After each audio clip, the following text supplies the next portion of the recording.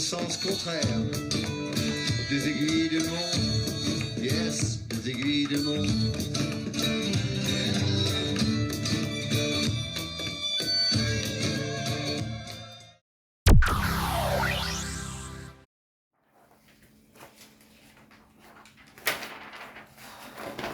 Tu trouves quelque chose, toi?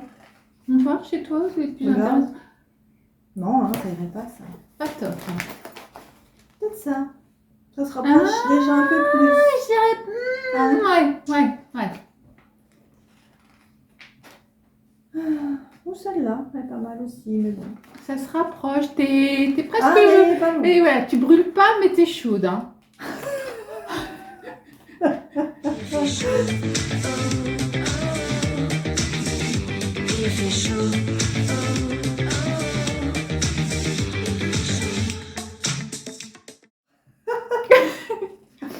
Tu t'approches, Magali, tu t'approches. Oh non, Ah, non, il fait peur, celui-là. Non, quand même, ouais. Mais c'est marrant, toi, t'as un Ouais, magazine c'est- dans lequel il y a des trucs quand même assez intéressants.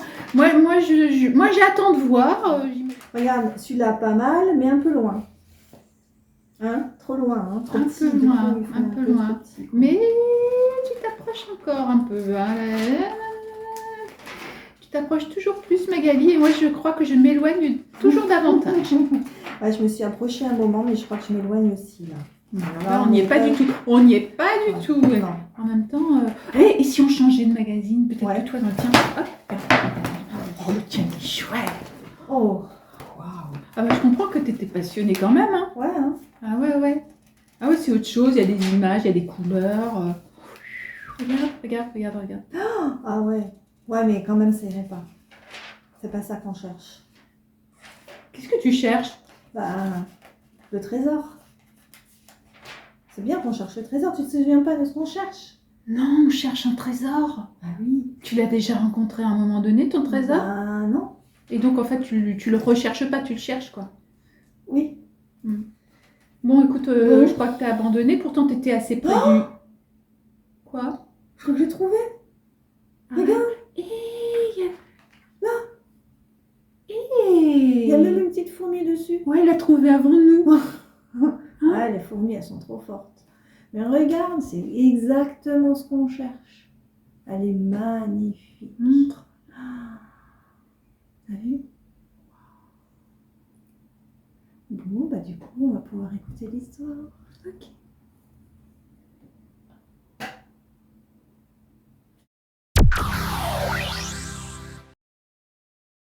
Le petit bonhomme chauve. Il était une fois un petit bonhomme chauve qui recherchait son bonheur. Il l'avait égaré, un jour, en plein milieu de l'été. Ce jour-là, il rentrait tranquillement chez lui, ne se doutant de rien du drame qui allait l'anéantir. Mais lorsqu'il ouvrit la porte de son domicile, il comprit. Il comprit que plus rien ne serait comme avant, car sa fleur avait disparu. Depuis ce funeste jour, il pédalait sur son vélo sur les pavés de la ville qui faisaient sautiller son deux roues. Il espérait ainsi retrouver son trésor perdu, qui ressemblait à une fleur des champs aux pétales en forme de cœur. La fleur est sous tes pieds. Je répète, la fleur est sous tes pieds. Un jour, les yeux cernés par les torrents de larmes qu'il avait versés durant plusieurs semaines après la catastrophe, il s'arrêta de pédaler, mit pied à terre et regarda autour de lui. À force de pédaler, il s'était retrouvé dans un endroit mystérieux qu'il n'avait jamais vu auparavant. Le sol était vert d'herbes fraîches. Des arbres partout s'élançaient vers le ciel, les étourneaux dansaient et tournoyaient à s'en faire un torticolis à force de les regarder. La fleur est sous la terre. Je répète, la fleur est sous la terre. Les habitants de cet endroit bizarre, eux aussi étaient étranges. Ils marchaient sur les mains, parlaient avec leur ventre, mangeaient avec leurs pieds. Ils avaient de gros yeux noirs qui semblaient toujours surpris, une petite bouche qui ne souriait jamais, et ils parlaient très fort sans s'écouter, si bien qu'ils ne savaient jamais vraiment ce qu'ils disaient eux-mêmes. Les routes, toujours désertes, sinuaient entre les champs et les forêts sauvages, d'où pouvait sortir à tout moment un chamois aussi beau qu'insolite. La fleur est à l'envers. Je répète, la fleur est à l'envers. Lorsque le bonhomme chauve rencontrait un être humain, et c'était rare, ce dernier lui disait toujours « Bonjour Gustave », avec un air morose. Pourtant, il ne s'appelait pas Gustave. Les valises sous les yeux du petit bonhomme étaient de plus en plus lourdes, l'invitaient à dormir. Mais qu'arriverait-il s'il fermait les yeux, s'il cédait vraiment à la fatigue? Y avait-il seulement une fin possible à ce voyage, ou n'était-ce qu'une errance en roue trop libre? Jusqu'à maintenant, il n'avait fait que pédaler, comme un forcené, pour retrouver sa fleur. Il en avait perdu ses cheveux, ses vêtements, le ciel, sa couronne. Le monde s'était dépeuplé, mais il n'avait pas renoncé. Ta tristesse fait trop de vent. Les fleurs perdent leurs pétales. Le ciel perd la tête. La terre a mal.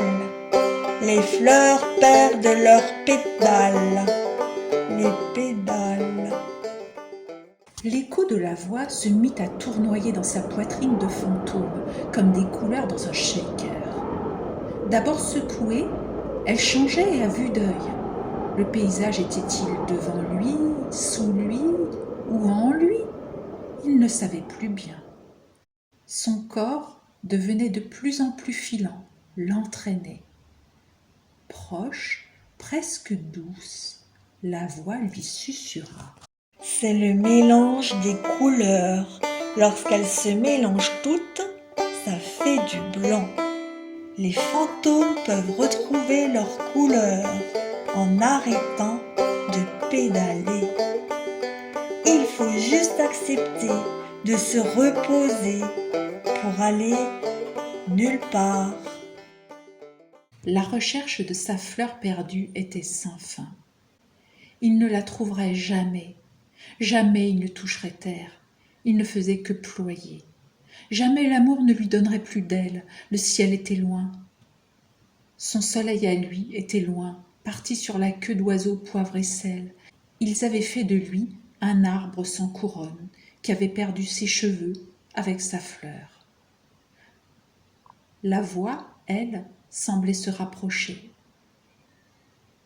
Le regard fixe, ses pensées tournaient en roue libre, bien qu'il ait cessé de pédaler.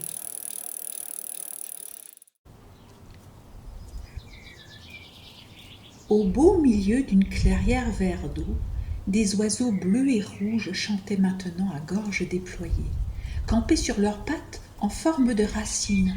Leur pistil réjoui, offert à la vue de tous, chatouillait l'air d'un parfum de libellules et d'animal sauvage.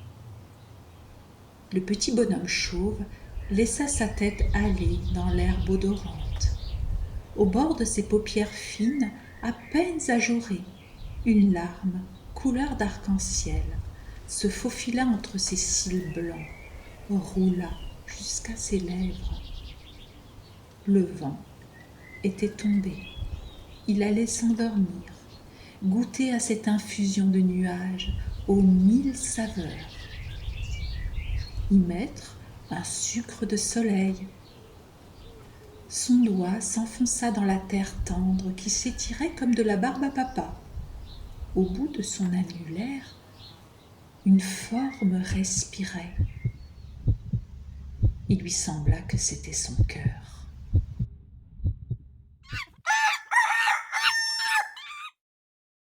Il fait chaud, oh, oh. Il fait chaud, oh,